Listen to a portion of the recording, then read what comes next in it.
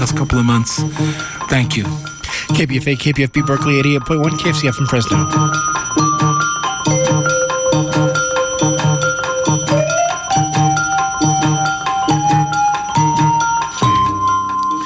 Good evening. It's Friday, October 2nd. President Trump hospitalized for treatment of COVID-19. Trump's taken by helicopter from the White House to Walter Reed Military Medical Center late today for what the White House says will be a stay of just a few days, during which he'll continue to exercise his presidential responsibilities. Trump cancels all his planned electioneering, but opponent Joe Biden does not, although he does cancel his negative advertising and offers Trump his sympathy. The vice presidential debate still on for next Wednesday. The final two presidential debates are uncertain. Meanwhile, it's full steam ahead for the Trump's campaign effort to suppress the vote in Wisconsin to stop the counting of absentee ballots that arrive after Election Day, in Arizona to restrict to family or caregivers who can turn in a voter's early ballot, and in Texas, limiting each county, no matter how big, to just one drop-off location for mail ballots. California poised to hit a fearsome milestone: 4 million acres burned this year by wildfires that have now killed 31 people and incinerated hundreds of homes in what is already the worst fire season on record. Fire crews at a blaze in the wine country north of San Francisco on high alert today as forecasters warn of red flag conditions of extreme fire danger into tomorrow morning. The audio tape of the grand jury that refused to indict the police officers who slayed Breonna Taylor in her bed in the middle of the night released to the public. And the police reforms signed into law by California Governor Gavin Newsom and those that didn't make it. From Pacifica Radio, KPFA Berkeley, KPFK Los Angeles, this is the Evening News. I'm Mark Miracle.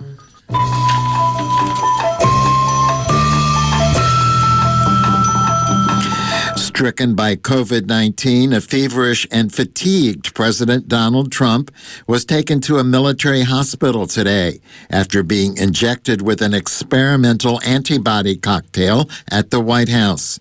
The White House said Trump's expected stay of a few days at Walter Reed National Military Medical Center was precautionary, and that he would continue to work from the hospital's presidential suite, which is equipped to allow him to keep up his official duties.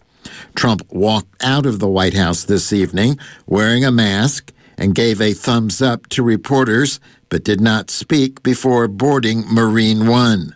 Members of the air crew, Secret Service, and White House staff wore face coverings to protect themselves from the president while on board the helicopter. In a video taped before leaving for Walter Reed, Trump said, "I think I'm doing very well, but we're going to make sure that things work out." Trump's revelation that he was positive for the virus came by tweet about 1 a.m. after he had returned from an afternoon political fundraiser. He had gone ahead with that event, saying nothing to the crowd, although knowing he had been exposed to an aide with the disease. It's infected millions in America and killed more than 1 million people worldwide. First Lady Melania Trump also tested positive, Trump said, and several others in the White House have too, prompting concerns that the White House or even Trump himself might have spread the virus further. KPFA's Eileen Alfandary filed this report before the decision late this afternoon to hospitalize Trump. The news of President Trump's positive coronavirus test threw into sharp relief the tumult and the tragedy of a year that has seen more than 207,000 people die of COVID-19 in this country so far. Trump tweeted early in the morning that he and Melania had tested positive. The tweet came hours after the White House announced that senior aide Hope Hicks came down with the virus after traveling with the president several times this week. Trump is 74 years old, obese, with high cholesterol, putting him at higher risk of serious complications. Chief of Staff Mark Meadows said Trump had mild symptoms. Meadows, though, refused to answer a reporter's question of whether Trump was taking the ineffective and potentially dangerous malaria drug hydroxychloroquine, which Trump has touted at various times during the pandemic. I'm not going to get into any particular treatment that he may or may not have. He has mild symptoms. As we look at that, the doctor will continue to provide expertise in the residence. He's in the residence now. Two people familiar with his condition said Trump seemed lethargic yesterday at a fundraising appearance and fell asleep on Air Force One after the presidential debate Tuesday night. He could develop worse symptoms in coming days as the disease progresses. The White House physician said Trump was expected to continue carrying out his duties without disruption while recovering. Democratic rival Joe Biden tweeted that he and his wife Jill, quote, send our thoughts to President Trump and First Lady Melania Trump for a swift recovery. He added, we will continue to pray for the health and safety of the president and his family. Biden later said he and wife Jill had both undergone coronavirus tests and both tested negative. Biden stood about 10 feet from Trump during this week's 90-minute presidential debate, during which Trump frequently shouted, which could have sent virus droplets or airborne particles Biden's way. In an interview on Democracy Now!, epidemiologist and former Michigan gubernatorial candidate Abu El-Sayed said the failure of Trump and those around him to wear facial coverings and the constant high-level meetings put a large and tight network of people at risk. People like Amy Coney Barrett jumping from Senate office to Senate office trying to get confirmed. People like Mark Meadows, whose job it is to liaise with Congress all the time on legislation that's pending, and all of the super spreader events that you just talked about, all of the travel that Donald Trump and his entourage have been taking over the course of this campaign, all the while, right, trying to make a point about this pandemic being less than what we all know it is, a very serious public health tragedy. The problem with science, right, is that if you try and mess with science, science always wins. The first report that aide Hope Hicks had developed COVID-19 came in a report from Bloomberg News, not from the White House. Unconfirmed reports said White House officials were hoping to keep the diagnosis secret. Even after Trump knew that Hicks had developed symptoms of the coronavirus, but before the news was public, he traveled yesterday to his New Jersey fundraiser, where he appeared maskless and exposed those in attendance.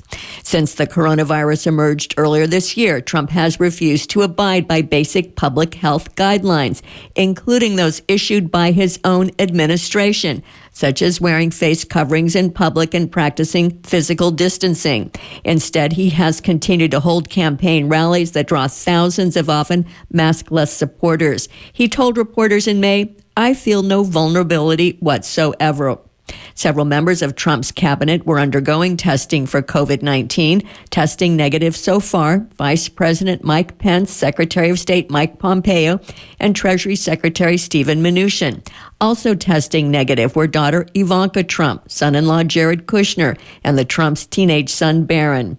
Positive tests were reported for Ronna McDaniel, the chair of the Republican National Committee, and Utah Republican Senator Mike Lee. President Trump's diagnosis upends his presidential campaign plans. He was to travel to Florida and Wisconsin today and tomorrow. Those events were wiped off his schedule as he quarantines at the White House. Scott Lucas is professor of American politics at the University of Birmingham. He spoke to Al Jazeera. It takes him off of the campaign trail, so he cannot have these large rallies that he was counting on to raise his profile. Technically, he cannot campaign from inside the White House. Now, whether they try to break that, we'll see. He'll do two things. One is he'll use White House appearances if he's physically able to do so, answering reporters' questions. And then your big one. 2 weeks from now, he's due to meet Joe Biden in the second presidential debate. Will they set it up inside a White House studio where he goes ahead? Does he pull out? If he appears, does he finally wear a mask and actually acknowledge the threat of the virus? Vice President Mike Pence and Democratic Vice Presidential nominee Kamala Harris are to debate on Wednesday. I'm Eileen Alfandary for Pacifica Radio. President Donald Trump's campaign manager says all campaign events involving the president and his family will either be turned into virtual events or postponed until further notice. Bill Stepien, who heads Trump's reelection, said Vice President Mike Pence, who has tested negative for COVID-19, plans to continue his campaign as scheduled.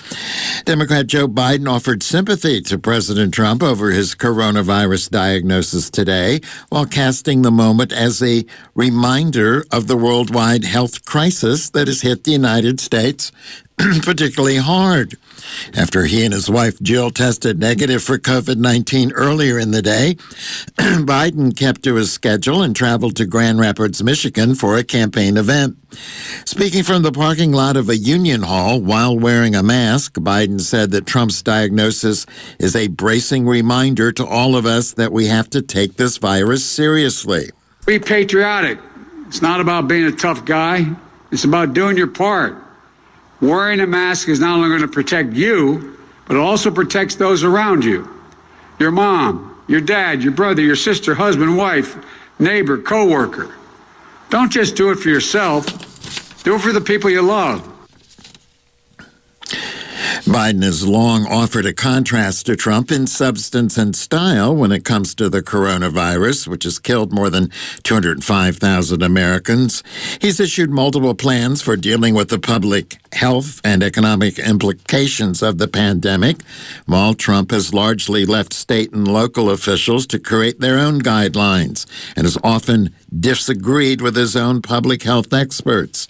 Biden has taken a low-key approach to in-person campaigning, largely keeping a thinner schedule of small, socially distanced events and adhering closely to state and local public health recommendations regarding masks and crowd size. Meanwhile, Trump has proceeded with large in-person rallies where attendees often go maskless, and he regularly mocks Biden's decision to wear a mask in public. According to two administration officials, Supreme Court nominee Amy Coney Barrett and her husband had coronavirus earlier this year and recovered. Barrett was nominated to the High Court last week after the death of Justice Ruth Bader Ginsburg. Trump held a press conference outside where a few people wore masks. Barrett and her family were not wearing them at the event. Barrett has also been meeting with senators ahead of her confirmation hearing, including Republican Senator Mike Lee of Utah, who announced today he had tested positive for the virus.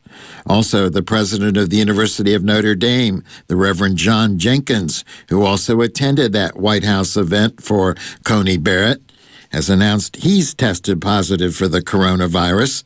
He apologized for not wearing a mask to that Rose Garden ceremony. House Speaker Nancy Pelosi said she was praying for Trump and his family and said she hopes Trump's infection will be a learning experience about the virus. I always pray for the president and his family that they're safe. I continue to do so more intensified.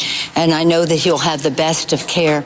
And that's what we want for everyone in our country. So maybe now that people who see the president of the United States with all the protection that he has and the first lady still having this exposure, it might be, as you say, a learning experience. But more than learning, it has to be something that is acted upon. This is tragic. It's very sad. But it also is something that going into crowds, unmasked and all the rest, was sort of a brazen invitation for something like this to happen. House Speaker Nancy Pelosi. U.S. employers added 661,000 jobs last month, a third straight month of slower hiring, and evidence from the final jobs report before the presidential election. With September's numbers, the economy has recovered only slightly more than half of the 22 million jobs that were wiped out by the viral pandemic. The roughly 10 million jobs that remain lost exceed the number that the nation shed during the entire 2008-2009 Great Recession. The official unemployment rate 7.9%. Meanwhile, House Democrats today proposed a new $28.8 billion bailout for the airline industry after the carrier began furloughs of more than 32,000 workers to cut costs during the pandemic that's devastated air travel. House Speaker Pelosi urged the airlines to delay those furloughs while Congress tries to approve the money. American Airlines repeated its previously stated position that it will reverse 19,000 job cuts if Congress and the White House agree on more payroll aid in the next few days. United Airlines, which started to furlough 13,000 workers, will undo the furloughs once Congress has passed legislation. The airlines and their unions are seeking more taxpayer money to present furloughs through next March. Congress approved $25 billion in payroll 6 months ago that the travel industry, in the hopes that the travel industry might be stronger by this fall. The money and an accompanying ban on layoffs expired yesterday.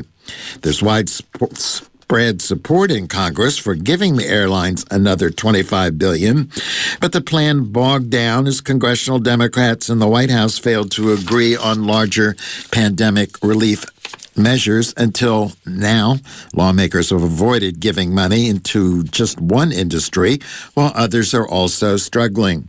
William Denislow reports. Speaker of the House Nancy Pelosi said on Friday that President Trump's positive COVID-19 test could change the dynamic of stimulus talks by bringing the seriousness of the pandemic into sharper focus. Democrats have proposed a $2.2 trillion stimulus package, but Treasury Secretary Steve Mnuchin has tabled a $1.6 trillion proposal. Pelosi says she's confident a deal will get done, and Friday floated the possibility of a standalone bill to provide financial support to the ailing airline sector. Progress on those fronts could have a significant bearing on U.S. stocks in the coming days.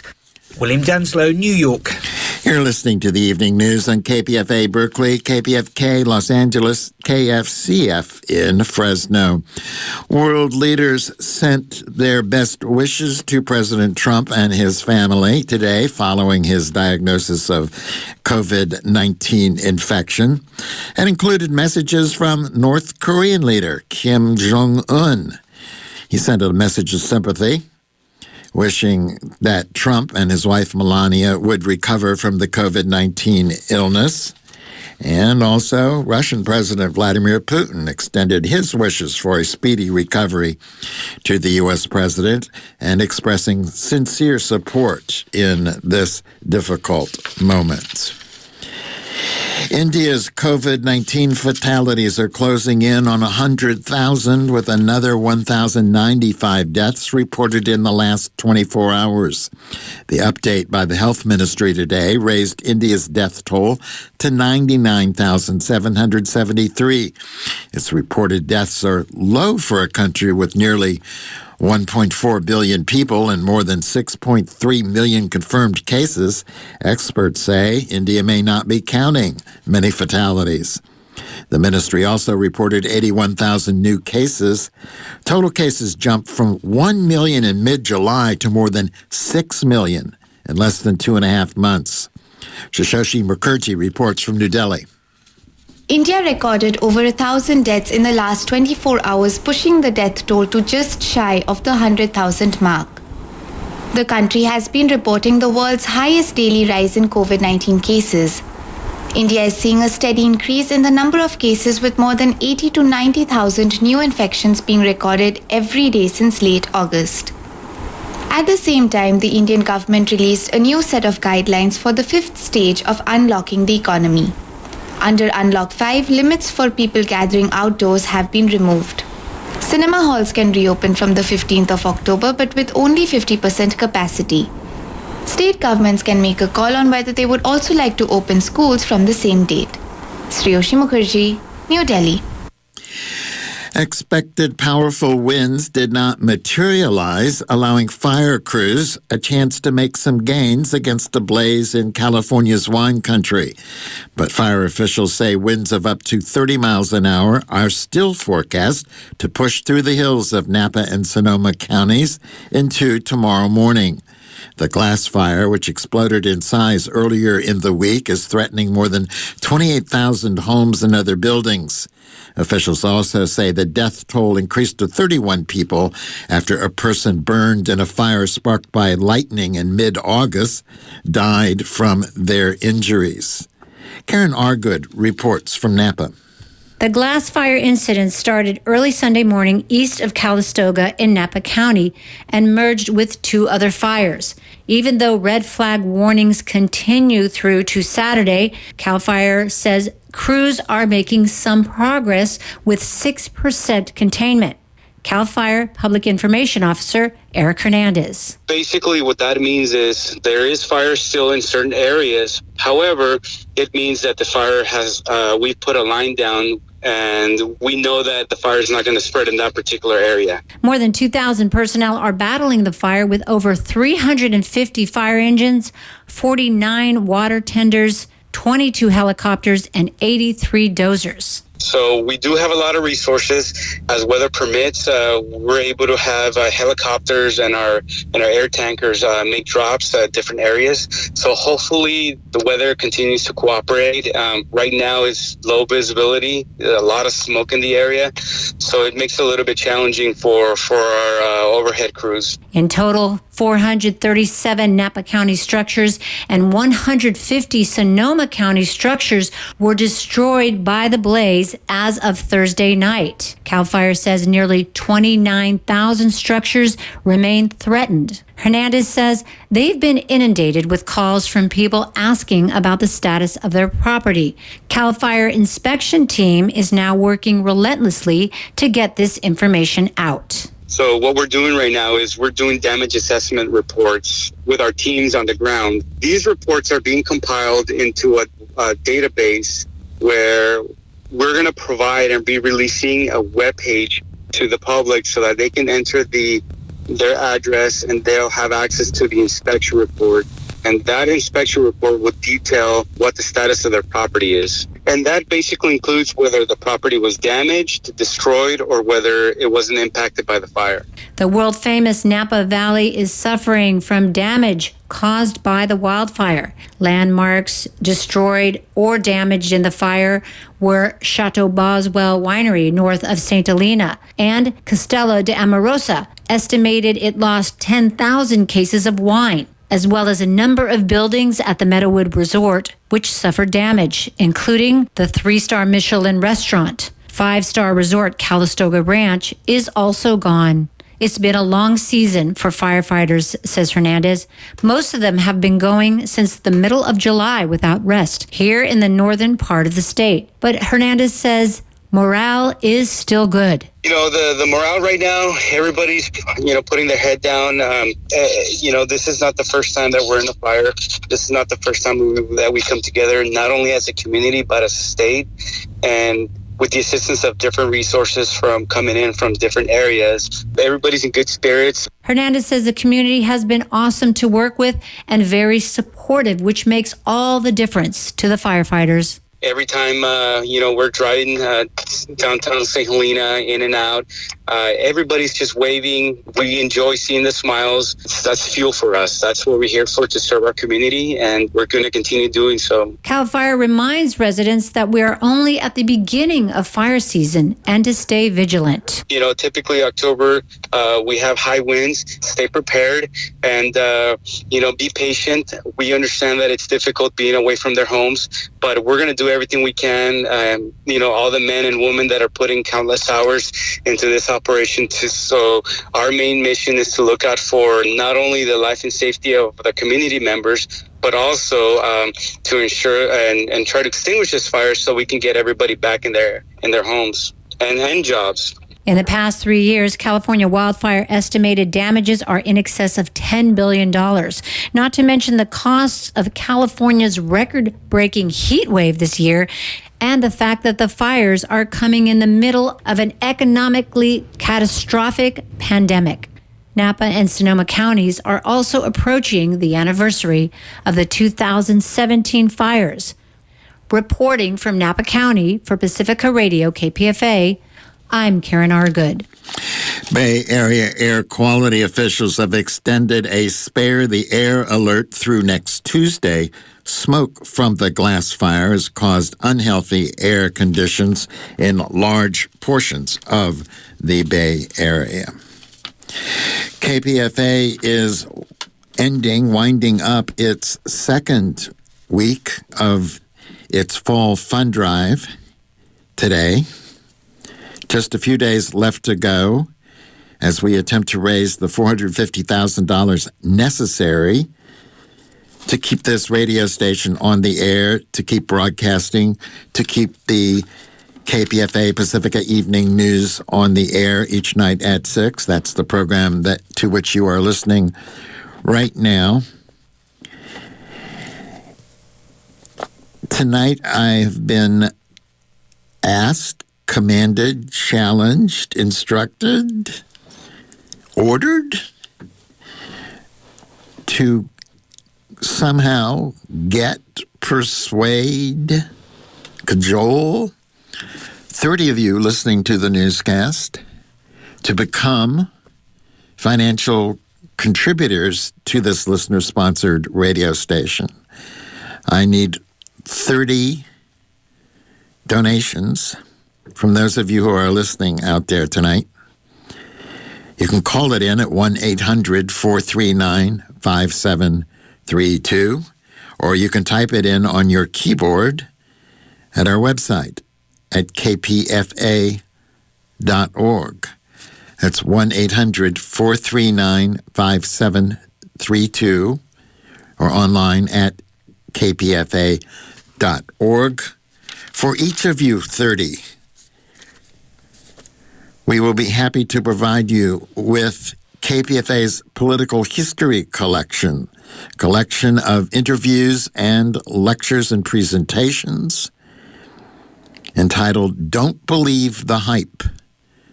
Don't Believe the Hype. 15 different presentations via lectures or interviews. KPFA's Political History collection for each donor of any amount tonight at 1-800-439-5732 or kpfa.org. But we do need 30 of you in any way, shape, or form. 1-800-439-5732, kpfa.org. 1-800-439-5732, kpfa.org. Civil rights and voter advocacy groups are suing to block an order by Texas Governor Greg Abbott that reduces the number of drop-off locations for mail ballots to 1 per county. The Republican governor says the order will ensure election security. Democrats blast it as a blatant form of voter suppression. Chris Hollins is the senior election official in Harris County, which includes Houston. Hollins said today that Abbott's move will force elderly and disabled people to drive long distances and wait in long lines to cast their ballots. Hollins is named as a defendant in the federal lawsuit that was filed yesterday. Attorneys general in California and Pennsylvania say Trump and his reelection campaign is doing everything they can do to intimidate voters, including bringing lawsuits against their states that would seek to undermine election laws. They say the election, however, will be fair. All votes will be counted. Legal teams have been assembled in their offices to ensure election integrity. KPFA's Chris Lee reports. 3 million people, approximately half of all voters in Pennsylvania, a must-win state for President Donald Trump's re-election bid, will vote by mail in November. That's according to Pennsylvania Attorney General Josh Shapiro, a Democrat. During a panel organized by the nonpartisan American Constitutional Society, Shapiro said the Trump campaign and his enablers are attacking his state's election laws with a barrage of lawsuits, including one against a vote-by-mail statute that was passed last year. And ironically, more Republicans than Democrats were in favor of its passage. The operations of an election should not be partisan at all. They should be nonpartisan. Yet the president continually tries to inject partisanship into it and is sued to undermine our law. He is sued to not allow voters, for example, to put their ballots in drop boxes. He is sued to make it harder for your vote by mail ballot to count. He's actually sued to allow poll watchers to come in from outside of your local county in order to monitor the election. And let's be real, what that's all about. That's about bringing people into Black and brown communities and intimidating them when they go to the polls. No court has found evidence of Trump's allegations of election fraud in Pennsylvania's elections. During the last presidential debate, Trump suggested his supporters should monitor the polls, but Shapiro says so-called poll watching is illegal under Pennsylvania law and could even violate some federal statutes. Shapiro says his office has assembled an election integrity panel within his office to ensure a free and fair election. California Attorney General Javier Becerra says even in a Democratic stronghold like California, so-called security guards have been stationed outside polling stations to intimidate new immigrant voters. However, he says such a scheme would also be illegal under California law, and voters should not be intimidated by Trump's attempts to sow misinformation. My parents used to tell me stories when they were young adults. My dad couldn't walk into restaurants and establishments because of the signs that said, no dogs, Negroes, or Mexicans allowed.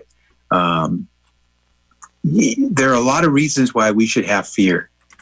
One of them should not be because we have a right to vote. We're going to do everything we can to make sure that people feel not only safe, but enthusiastic about coming to vote. You go in there like a warrior to vote and have the confidence that you can do it, because guess what?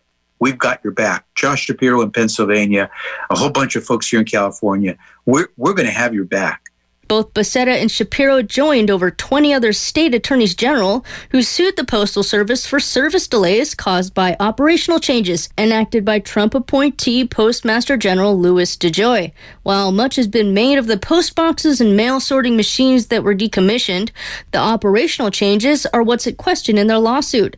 It charges that DeJoy did not go before the Postal Regulatory Committee before moving to change how mail deliveries are regulated, which resulted in sometimes weeks-long mail delays across the country. A superior court granted an injunction and forced the Postal Service to roll back the changes, a process that could take many months and may not be completely reversed until after the election. I'm Chris Lee reporting for KPFA News. Republicans are asking the Wisconsin Supreme Court to act in a matter of days to help undo a federal court ruling that extends the period absentee ballots can be counted in the battleground state until November 9th, 6 days after the election. Republican lawmakers late yesterday asked the state Supreme Court to rule by Tuesday that the legislature has the legal standing to bring the case in federal court. The 7th U.S. Circuit Court of Appeals, a federal court, earlier this week ruled that the legislature, along with the Republican National Committee and the Wisconsin Republican Party, did not have such standing. The U.S. Supreme Court says it will review a 2016 Arizona law that bars anyone but a family member or caregiver from returning another person's early ballot. The law itself, however, will remain in effect through the presidential election and until the justices rule. Federal Appeals Court ruled in January that Arizona's law banning so-called ballot harvesting violates the Voting Rights Act and the Constitution. But the court put its ruling on hold while the Supreme Court was asked to take the case. A 2013 ruling by the U.S. Supreme Court that gutted key provisions of the 1965 Voting Rights Act allowed new laws that make it more difficult to vote, especially in Indian country. Roz Brown has that story. This year's coronavirus pandemic has made it more difficult for many Americans to vote in the November 3rd election. But voting obstacles are not new for those living in Indian country. Native American reservations have what's called non-standard mail service, which means they don't have mailboxes or receive residential mail delivery and instead travel to a postal provider office, sometimes a gas station or mini-mart. In addition, Jacqueline DeLeon with the Native American Rights Fund says Indigenous people live much farther from polling locations than non-native. representatives. It's much more difficult than the average American can conceive of to vote in Indian country. Native Americans have a decrease in post office hours. They also have their ballots travel further. DeLeon adds that fewer transportation options, a lack of internet access, and other socioeconomic factors also play a role in whether Indigenous people vote. She says it's not uncommon for Native Americans to travel up to 200 miles to register to vote or reach their polling place. In August, Nevada lawmakers expanded mail-in voter laws to address challenges posed by the COVID-19 pandemic. Assembly Bill 4 allows non-family members to safely return a ballot for one another in the upcoming election. It also provides mechanisms for tribes to request early on-reservation polling locations. DeLeon says prior to Nevada's vote-by-mail primary in June, more than 90% of the Indigenous population voted in person. There's already a history here of unequal access. And then the tribes in this last primary election, which moved all to vote by mail, ended up having a decrease in turnout.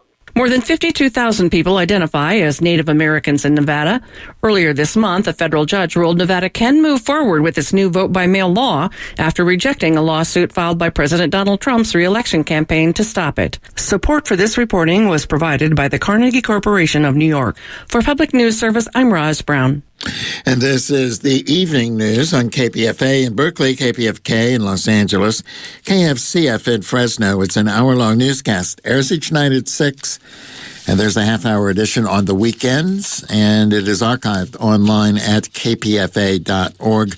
I'm Mark Miracle. It's an hour-long edition. It is an hour-long without any real breaks. It's hard-hitting, fast-moving. There's no oases in the middle, no dog stories, no cute cat stories, no sports, no entertainment news. It's all pretty much straight ahead. And must I say it? At least it's aggravating, and at worst it's awful news. But, you know, that's kind of the nature of the beast. But I know, because I do it. It gets tiring. It gets boring. And we're all suffering from fatigue, battle fatigue, bad air fatigue, fire fatigue, Trump fatigue.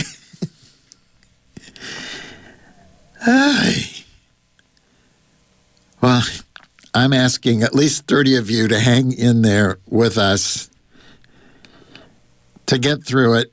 I'm not sure when we're going to get through it, but I'm sure that I need 30 of you to help us get through it tonight. 30 of you to come through for KPFA as financial supporters of this enterprise and this alternative way of doing the news. Looking for 30 financial contributors at 1-800-439-5732 or online at kpfa.org. We've gotten a few, and thank you very much for those contributions, those donations. But we need a few more. Well, actually, quite a few more. Quite a few more. Not just a few more, quite a few more. At 1-800-439-5732, kpfa.org. For all of you making a donation, a contribution, signing up as a sustaining contributor, which means that you pledge a certain amount each month on the installment plan. For all of you, no matter who, we will supply you with the KPFA's Political History Collection, the Don't Believe the Hype collection of presentations and interviews and lectures, including Richard Wolff on understanding socialism, Cornel West on understanding the radicalness of the Reverend Martin Luther King Jr., Greg Pallas on how Trump is stealing this election, Jason Stanley on how fascism works, and, I know you're going to love this one, David Clay Johnston on what Donald Trump is doing for you. I think we could all write that book. And from Peter Lindbaugh, The lessons for our times from Tom Paine. 1-800-439-5732 to make any kind of contribution and get that Don't Believe the Hype political history collection, or online at kpfa.org. We're looking for 30 of you tonight. 1-800-439-5732, online at kpfa.org. Louisville police say they announced themselves and then used a battering ram to enter Breonna Taylor's apartment before shooting and killing her. Officers said they returned fire after one of them was shot in the leg as soon as he stepped inside. That account comes from hours of grand jury recordings that were made public today. The release was rare since such material is normally kept secret. The grand jury brought no criminal charges against the officers for her killing, setting off renewed protest in Louisville around the country. In fact, the audio recordings show that the state's attorney general who presented the prosecution's case did not ask for any charges against the officers who killed her. Police did use a narcotics warrant to enter Taylor's Louisville apartment on March 13th. The NAACP Legal Defense and Education Fund said today it will conduct its own review of the recordings released in the Breonna Taylor case, and that it would make it public its assessment of the case in the near future. Sherilyn Eiffel is the Human Rights Lawyer Organization's president and director counsel. Eiffel said in a statement today that Breonna Taylor's family, the residents of Louisville, and those across the country who have advocated for accountability for the killing of Ms. Taylor want to understand how the evidence in the case was presented to the grand jury. Eiffel said the release of the audio recordings is a critical step in that process. California Governor Gavin Newsom this week signed a series of police reform bills into law, among them a measure aimed at banning deadly chokeholds and another that calls for the Attorney General to investigate deadly police shootings. The measures chart a path for California that's at odds with the approach being taken by the Trump administration under the rubric of law and order. Christopher Martinez has the story. California will soon see a raft of new criminal justice reform laws in the wake of nationwide protests of police violence and systemic racism. Governor Gavin Newsom signed the measures in a series of online events where he was joined by authors of the bills. Democratic Senator Ash Kalra of San Jose is the author of AB 2542, the California Racial Justice Act. It would bar the state from seeking or obtaining a conviction or sentence on the basis of race, ethnicity, or national origin. With this action today, we pronounce that we are no longer afraid of too much justice.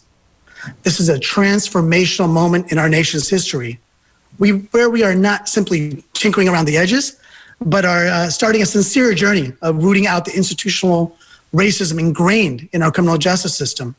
The new laws are part of a long-term struggle for criminal justice reform, along with the broad response to protests in the wake of the George Floyd killing and other deadly police actions. Another bill would ban police from using carotid holes or chokeholds to subdue suspects. Democratic Assemblymember Mike Gibson of Carson is the author of AB 1196. I know that this bill is in response to the murder, to the execution of George Floyd by the people who took a oath of office to serve and protect their community. Not only George Floyd, but Eric Garner.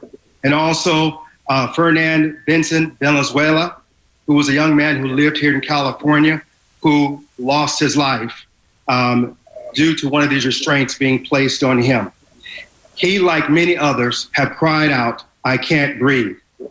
And law enforcement must now use alternative methods to restrain a suspect instead of these life-threatening holds. Another bill aimed at police use of force is AB 1506. That measure calls for the State Attorney General's office to investigate deadly police shootings of unarmed civilians, if requested by local police or prosecutors. Democrat Kevin McCarty of Sacramento explained his AB 1506 with a sports analogy. You know, this week we're starting the Major League Baseball playoffs. And how would you feel if watching a playoff game if the umpire was part of one of the teams? And that's essentially what you have with local police policing themselves. No one trusts the transparency, the accountability, the oversight. There's just too much distrust. That's why we've seen 5 states. I know California leads in many ways, but 5 states across the nation have already done this. And this is a needed reform. Yet another measure would require legal counsel for youths under the age of 18 before they waive their rights in an interrogation. Democratic Senator Stephen Bradford of Gardena is the author of SB 203. 36% of people who falsely confessed to crimes and were later exonerated were under the age of 18. This is surely not justice, and California's criminal justice system should be better than this. And because of you, Governor, it will be better than this. You should not be afraid of talking to law enforcement. You should trust law enforcement, and much of the trust comes with knowing and understanding their rights. But law enforcement needs to respect these young people and their rights. Jerome Dixon was 17 years old when he was interrogated for 25 hours and made a false confession that sent him to prison for 21 years. He's since been exonerated. He says he still believes in police serving and protecting, but only if it's done according to law. I was intimidated, pressured, and coaxed into a false confession. I served 21 and a half years in prison. The parole board acknowledged my innocence and granted me parole in 2011. In retrospect, I had no knowledge of my rights. I didn't know what Miranda rights were. I didn't know I had a right to counsel. I was scared, naive, alone, and forced under duress to lie because I didn't know what else to do. No child should ever be forced to lie about crimes they did not commit because of ignorance and lack of legal representation. The newly signed bills are a small part of the larger number of measures introduced in the last legislative session, but many of those other measures died because of law enforcement opposition and a shortened schedule due to the pandemic. Measures that failed include one to ban the use of rubber bullets and tear gas against peaceful demonstrators, and another that would have ended the careers of police officers who commit serious misconduct. The activists and lawmakers say there's a lot more work to do. Governor Newsom says he hopes to have a new legislative package in January. Assemblymember Gibson says California is not walking away from the struggle. This represents change in California. It's almost like when you can walk out your door and you can smell rain before you see it. We can smell change in the air, and the change starts today. Reporting for Pacifica Radio News KPFA, I'm Christopher Martinez. And this is the evening news on KPFA Berkeley, KPFK Los Angeles, KFCF Fresno, online at kpfa.org. Hey everyone, this is Brian Edwards-Teekert. And I'm Kat Brooks. Weekday mornings we host Upfront. 2 hours of conversation about what's in the news and what should be. Politics, technology. Prisons, police. What's happening in City Hall and at the State House. In Washington and in the streets. That's starting at 7 a.m. right after Democracy Now! On Upfront.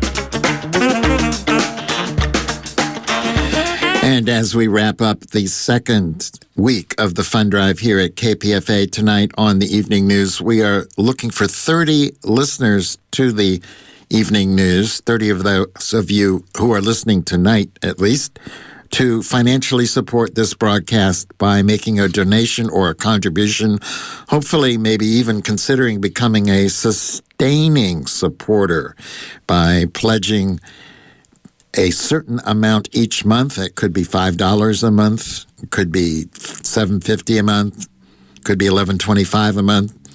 Roll your own number. And tying that automatic contribution to KPFA to an automatic deduction from your bank account or your credit card or your debit card. But at any rate, 30 of you, 1-800-439-5732. That was 1-800-439-5732, and it still is. Or online at kpfa.org, kpfa.org, 1-800-439-5732. We're still looking for some more of you to make 30 tonight. That's our goal. 30 of you, 1-800-439-5732. The Vallejo Police Department has fired Officer Ryan McMahon, who fatally shot Ronell Foster in 2018 and joined 5 other officers in killing Willie McCoy last year. Vallejo Police Chief Shawnee Williams had already recommended McMahon's termination back in March. He officially fired him after an investigation found he violated department policies when he put a colleague's safety at risk during McCoy's fatal shooting. Statement said that an internal affairs investigation found McMahon violated department policies by engaging in unsafe conduct and neglect for basic firearm safety. In February of 2018, the police officer reportedly attempted to stop 33-year-old Ronell Foster for allegedly riding a bicycle in an unsafe manner. McMahon ultimately shot bicycle rider Foster. The city settled a lawsuit over his death for nearly $6 million. Then in February of last year, McMahon was one of 6 officers involved in the fatal shooting of 20-year-old McCoy, a rapper who was reported sleeping in his car in the drive-thru of a Taco Bell, reportedly with a gun in his lap. As officers startled McCoy awake, he leaned forward. Officers opened fire on him, shooting him 55 times in less than 4 seconds. An independent police reviewer in Fresno, criticized for withholding his report into allegations of police abuse there, has released his findings. Independent reviewer John Gelada released a report that says a police officer used excessive force when he repeatedly punched a 17-year-old London Wallace in the face. Gelada finished his report in May, but admitted he withheld it because he said he was afraid it could lead to civil unrest. The report says Fresno officer Christopher Martinez continued to punch Wallace after he was no longer resisting arrest or posed any threat to the officer. Leading members of California's Latino community have announced their opposition to Proposition 20. That ballot initiative on the state's November 3rd ballot would increase penalties for certain crimes and make it more difficult for some people convicted of felonies to qualify for early parole. KPFA's Emma Herdman reports. California's Proposition 20 has 3 essential components. It would allow prosecutors to charge certain property crimes as felonies rather than as misdemeanors by lowering the threshold for felony property theft from $950 to $250. It would also increase the penalties for violating parole and limit who is eligible for early release. Critics say that this means incarcerated people would be not only less likely to be paroled, but more likely to be sent back to jail or prison once granted supervised release. Additionally, Prop 20 would require law enforcement to collect DNA samples from people convicted of certain misdemeanors, including forgery and shoplifting, and store that DNA in a state database. Democratic Los Angeles Senator Maria Elena Durazo says Prop 20 would be a step back for the Latinx community and would increase rates of incarceration in California.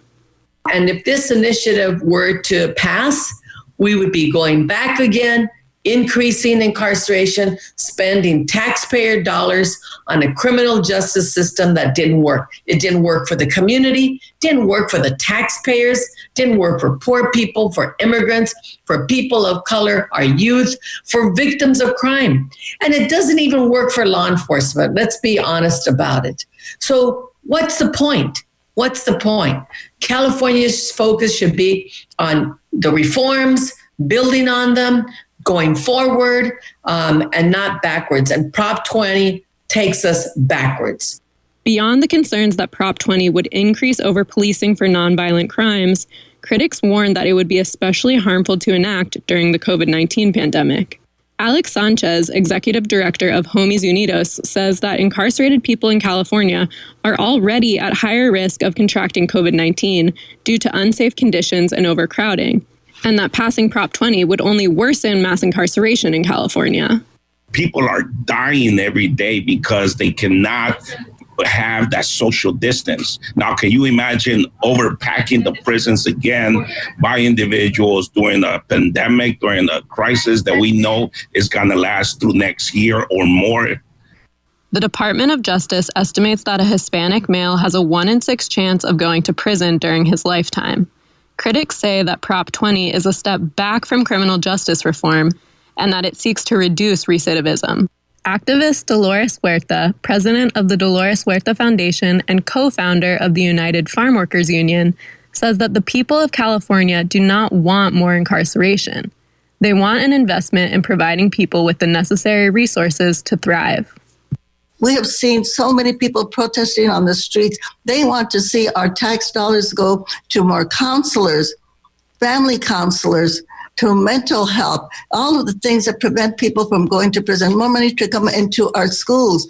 Proposition 20 is supported by the California Retailers Association and the Sacramento County District Attorney Anne Marie Schubert, among others. It's opposed by Governor Gavin Newsom and the California Democratic Party, the ACLU of California, and the National Center for Victims of Crime, among others. I'm Emma Herdman, reporting for KPFA. For the second time, the American Civil Liberties Union of Washington State has filed a motion of contempt against the city of Seattle on behalf of Black Lives Matter Seattle-King County in a lawsuit over police response to protests there. Lily Bolke reports. A federal judge this summer barred Seattle officers from using blast balls, pepper spray, foam-tipped projectiles, and other crowd control weapons, with the exception of responding to a specific imminent threat of personal injury or property damage. But Molly Tack Hooper with the ACLU of Washington says that order hasn't been followed. SPD will decide at some point, either very quickly or after a little while, that the protest is no longer lawful. They'll declare it to be a riot or an unlawful assembly, and then they'll start using these less lethal weapons to push the whole crowd back. The first motion of contempt in late July led to a preliminary injunction, and the city agreed to expand the restrictions on the less lethal weapons. This second motion alleges the city has failed to take the necessary steps to comply. Tack Hooper says one of those critical restrictions is that police have to give a dispersal order that's audible to everyone in the area before using force. And they have to give protesters, legal observers, medics, and journalists a meaningful opportunity to get out of the way. We've seen SPD actually block off side streets so that people who do want to leave this crowd after the police start using these really scary weapons can't do so. She says they're now waiting for the court to respond to the motion. Tack Hooper adds it's crucial that people have the power to protest without fear of violence from their city's law enforcement agencies. For Public News Service, I'm Lily Bolke. Last call for the final 30 of you listening to the newscast tonight to become listener sponsors, financial supporters of KPFA and this alternative newscast at 1-800-439-5732. Each donor will receive KPFA's political history collection, Don't Believe the Hype, at kpfa.org or 1-800-439-5732. Last call for those of you in the 30. Harvey Weinstein was charged today with the rape of 2 more women. The former movie mogul now faces 11 sexual assault counts involving 9 women in California as he serves prison time in New York. Rachel Silverman reports.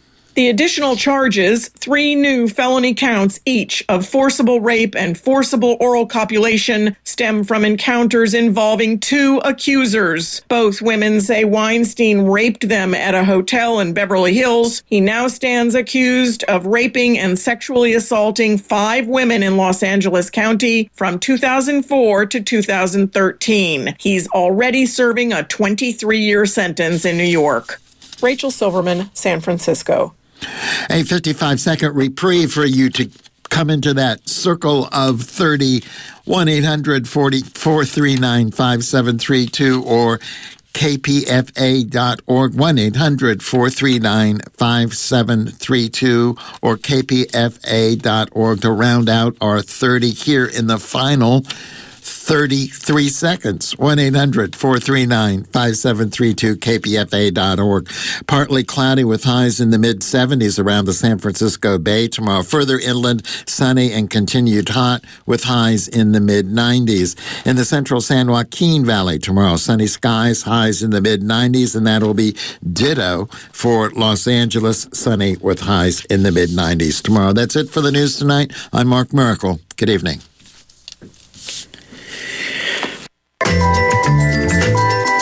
This is a community event for October 2020. American Masters presents Michael Tilson Thomas, Where Now Is, on Friday, October 23rd at 6 p.m. This documentary about the legendary conductor of the San Francisco Symphony takes place at pbs.org/American Masters and via the PBS video app. This community announcement is produced by the First Voice Apprenticeship Program. Send your listing for consideration to calendar@kpfa.org or mail it to 1929 Martin Luther King Jr. Way, Berkeley, California, 94704. To hear this announcement again, call 510-848-6767, extension 627, or view it online at kpfa.org.